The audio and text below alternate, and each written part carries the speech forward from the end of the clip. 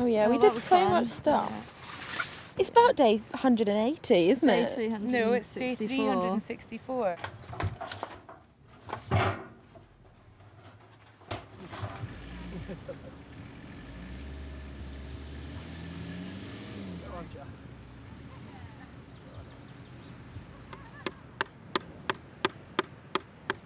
We're not starting again tomorrow. Can we not? Can we not? No, I did it. The end.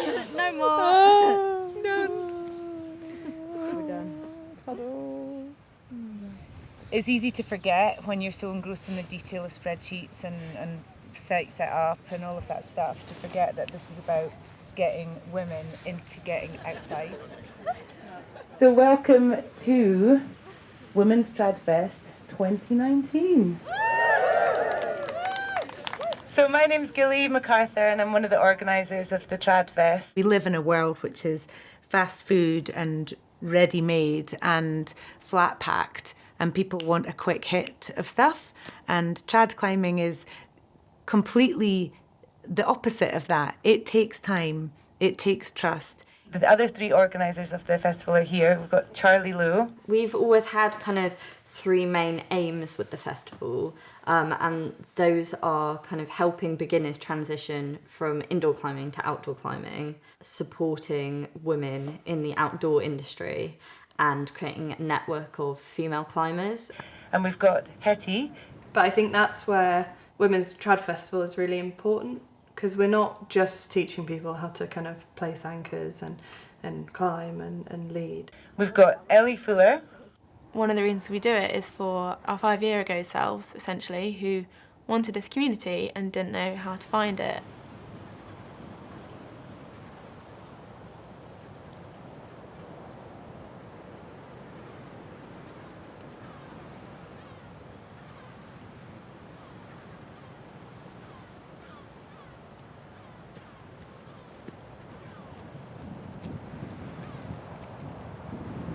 So we're about to go and climb Dream of White Horses.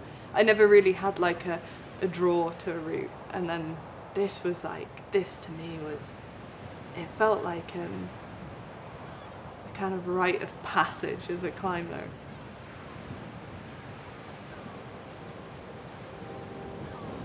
You can kind of walk around the corner and you can look at the whole wall. Feels pretty committing. You know that once you're down there, you have to be able to climb back out again. For a long time, I think I thought it was about climbing hard enough, climbing, you know, a certain grade, but I don't think it's about that. I think it's just loving it. I think it's not feeling like I should chase grades and level and, you know, harder, faster, stronger. But that doesn't mean I can't be a climber.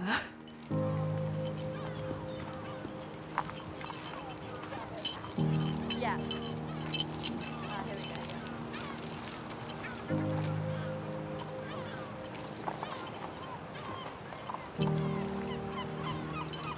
It's really good for us to get out of our comfort zones. We're so used to trying to stay in them, and actually you learn so much about yourself. I'm really excited. A bit nervous, but really excited. Yeah, be happy when I've abseiled.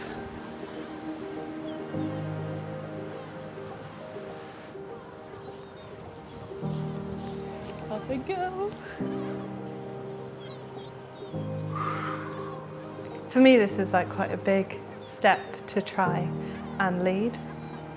It's about managing how far you go out your comfort zone and who with. Feeling positive that we've just abseiled past quite a lot of big holes. Yeah, and like, give it a go. Yeah, I'm psyched to give it a An go. amazing day. So.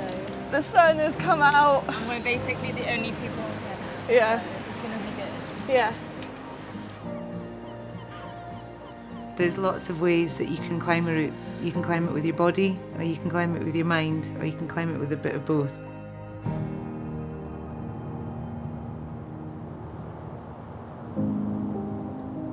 Trad is short for traditional climbing, and it's a style of climbing where you start at the bottom and climb to the top, placing all your own gear to protect you in case you fall, and then the gear is taken out by your climbing partner coming up behind you. It's very much a British thing. It's also often perceived as more dangerous, and it is definitely more adventurous.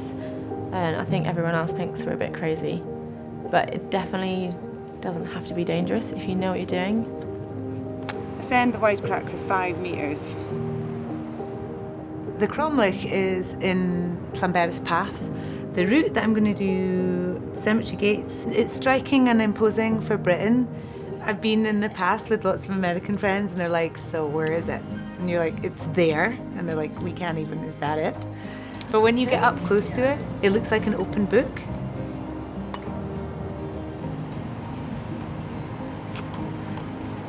Everything just seems bigger and quite intimidating actually, seeing as I haven't climbed for quite a long time.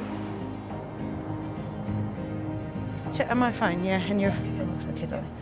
Okay, here we go. Start offloading some of this gear.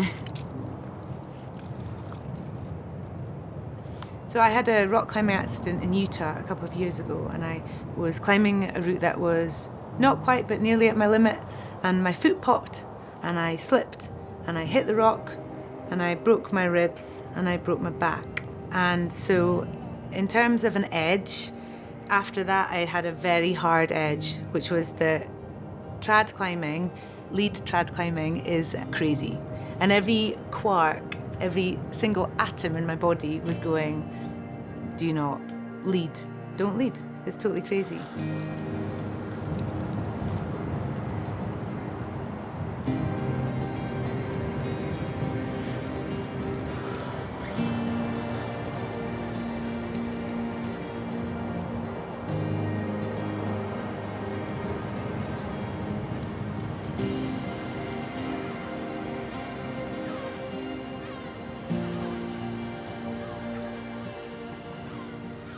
What we all do is that if something is scary, we don't look at it and we put it in a box and we build a wall behind it. And we often don't sit with the uncomfortableness because it's not nice. Oh dear.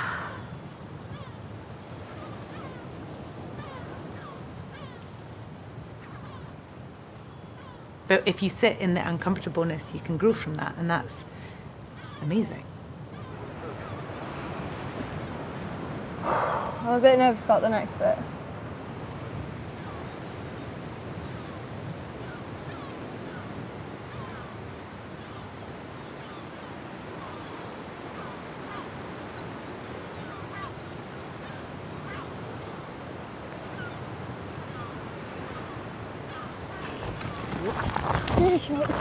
Fuck. Oh my gosh.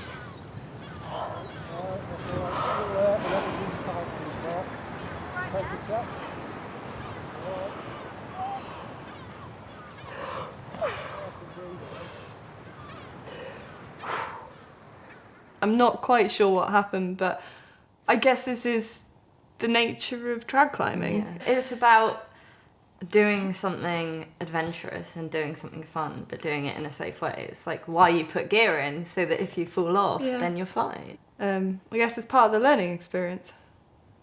Not keen to repeat it too soon.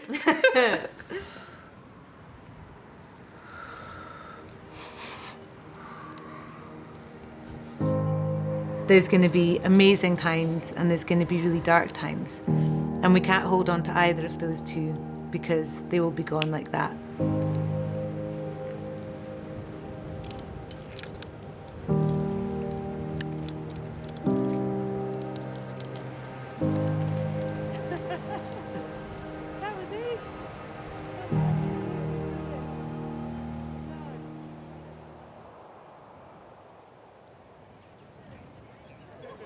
Good morning. Yeah, it works. Good morning, everyone. Can everyone hear me at the back? So the festival isn't just about climbing. We also have 3 core values that are really important to us. They are sustainability, mental well-being and accessibility. So sustainability, there's just no way that we could be holding an event without considering the environment and our human impact on it. And it's just basically about encouraging this mindset that it is possible to run a festival without very much waste. Mental wellbeing. The four of us organisers feel really passionately about the power of being active in the outdoors and being around supportive people. Is there anyone here this will be their first time trad climbing?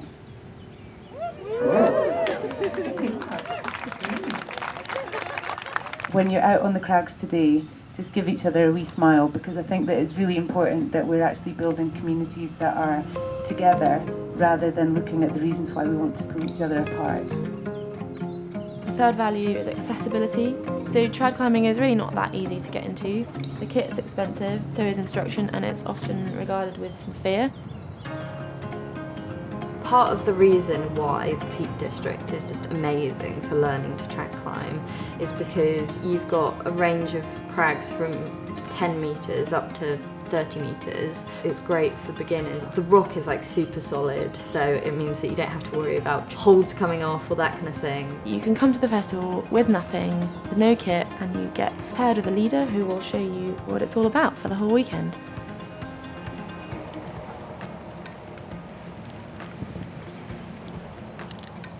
They're teaching me stuff that I don't know, and it's been really refreshing to like get a new source of information from someone that you don't know. When the door is open, that's a great moment just to take it instead of just to question it and just step over it and go, okay, I'll give this a try. Yeah, nice, come on. If you've constantly got somebody that you know is more experienced than you, who's always doing it for you, you need to at some point learn those skills, because otherwise you're always going to be relying on other people, and if you do find yourself in a situation, then you'll be really, really stuck.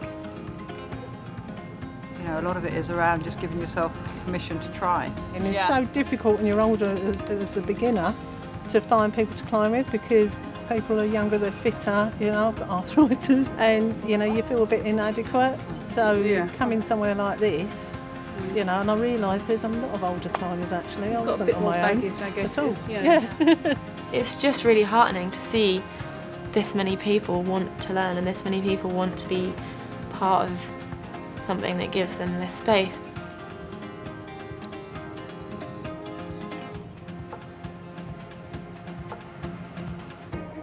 That's what it's about. It's about starting those kind of partnerships and friendships of people that can go out and keep climbing.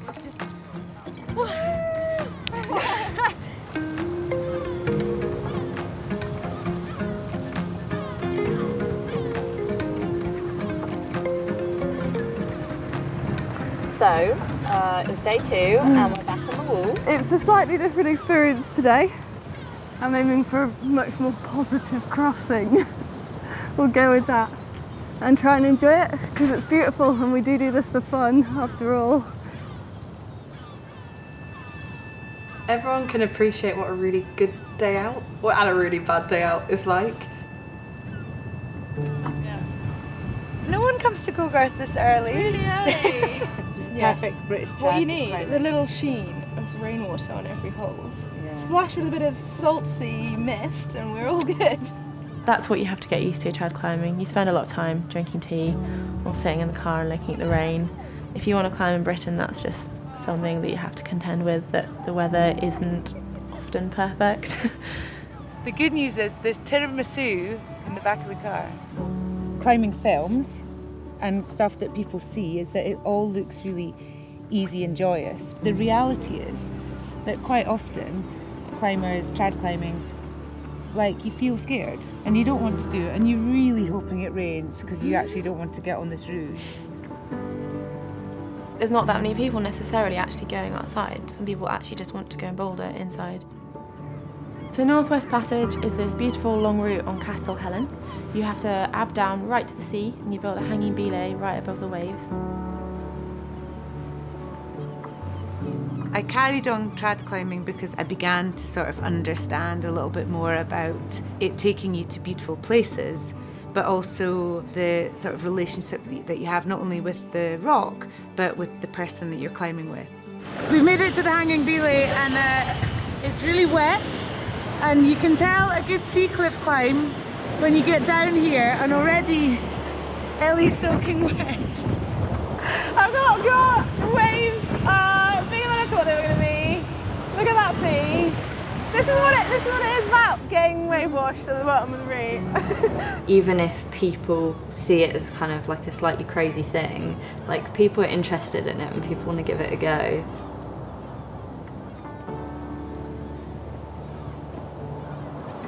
You're outside, you drop down into a different state, and it's giving people extended period of time to just be. Where you can channel your fear into this flow state and nothing else exists really. You're just in this moment and there's only that tiny edge that you're holding.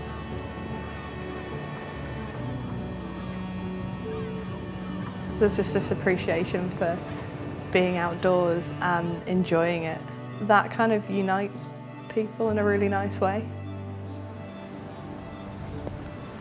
You got me, yeah? There's a real trust there, you know, when you're climbing with someone. It's like that safety and that understanding and that I'm looking after you and you're looking after me. You got me. So we've just finished pitch 3, which is the one that Hetty had a couple of issues with yesterday. I'm actually feeling very nervous about pitch 4 as well, but I'm also quite hungry, so it might be hunger more than nerves. But what I'm quite happy about is that the pitch seems to have quite a lot of chalk on it, which means that hopefully I should know where I'm going. Because I've always experienced a lot of fear when I'm climbing, I have to like rationalize it, and it's like, does it make sense to be scared right now? It's about approaching risk in kind of a sensible way, even though it's terrifying. It's kind of very rewarding.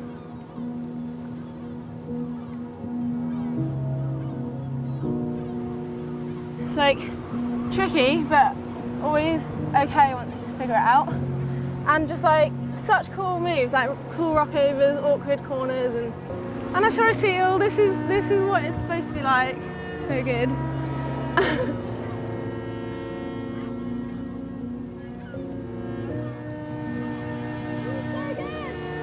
Such a good route.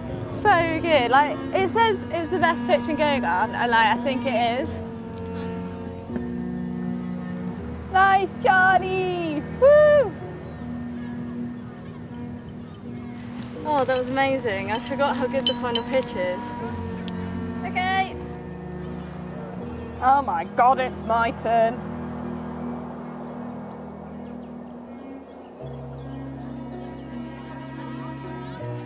Women's only events scare me. So it's really funny how I'm now one of the organisers of a women's predominantly climbing event. It still baffles me. The reason why it's women's is because we want to support those that feel like a more kind of female-led environment helps them. I think there's some women who seeing a crag full of women gives them the confidence to go, actually I am going to try and lead, or actually I am going to give this a go, when otherwise they might have felt like they wouldn't have done that. Women's Trad Festival is about enabling people to connect and create a community.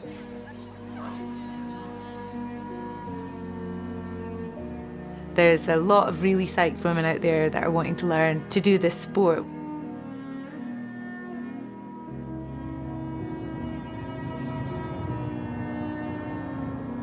You know, we're still working with that original vision for the festival. I feel like we're growing it and creating it as a community, and hopefully we'll continue to do that over the years.